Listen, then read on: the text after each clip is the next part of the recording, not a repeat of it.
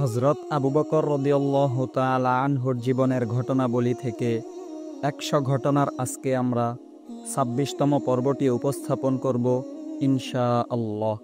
আসসালামু আলাইকুম ওয়া রাহমাতুল্লাহি ওয়া বারাকাতুহু। সম্মানিত প্রিয় দর্শক, আমি মোহাম্মদ নাজমুল ইসলাম। আপনারা দেখছেন দিনের দাস্তান। ২৬তম পর্বে আমরা জানব হজরত আবু বকরের বংশের বরকত ও ফজিলত সম্পর্কে। তো স্বাগতম আপনাকে দিনের দাস্তানের আরও একটি নতুন পর্বে। হজরত সাইয়েদা আয়েশা রাদিয়াল্লাহু তাআলা আনহা কোনো এক সফরে নবীজি সাল্লাল্লাহু আলাইহি ওয়াসাল্লামের সফর সঙ্গী ছিলেন। যখন সাহাবায়ে কেরাম বাইদা নামক স্থানে পৌঁছলেন, তখন হজরত আয়েশা রাদিয়াল্লাহু তাআলা আনহা-এর গলার হার হারিয়ে গেল। ওই হার তালাশ করতে যেয়ে রাসূলুল্লাহ সাল্লাল্লাহু আলাইহি ওয়াসাল্লামকে কয়েকদিন অবস্থান করতে হলো। নবীজি সাল্লাল্লাহু আলাইহি ওয়াসাল্লামের সাথে অন্যান্য সাহাবায়ে কেরামও অবস্থান করতে বাধ্য হলেন, অথচ তাদের নিকটে পান করার সামান্যতম পানি পর্যন্ত রইল না।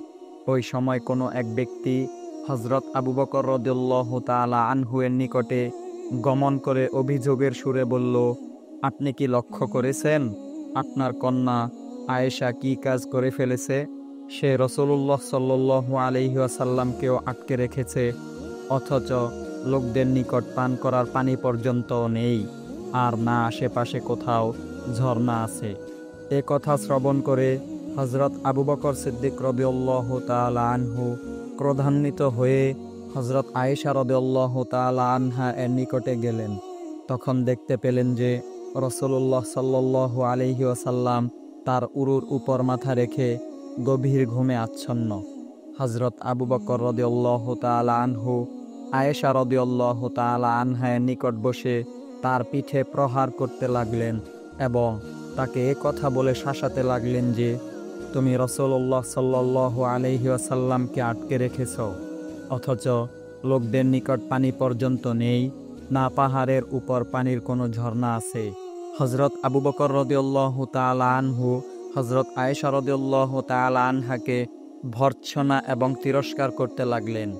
হজরত আয়েশা রাদিয়াল্লাহু তাআলা আনহা বললেন যে, মহানবী সাল্লাল্লাহু আলাইহি ওয়াসাল্লাম আমার উরুর উপর মাথা রেখে বিশ্রাম নিচ্ছিলেন বিধায় আমি কোনো প্রকার নড়াচড়া করতে পারছিলাম না। রাসূলুল্লাহ সাল্লাল্লাহু আলাইহি ওয়াসাল্লাম সকালবেলা জাগ্রত হলেন, অথচ কোথাও পানির নাম নিশানাও ছিল না। দয়াময় মহান আল্লাহ তাআলা তৎক্ষণাৎ তায়াম্মুমের আয়াত নাজিল করলেন।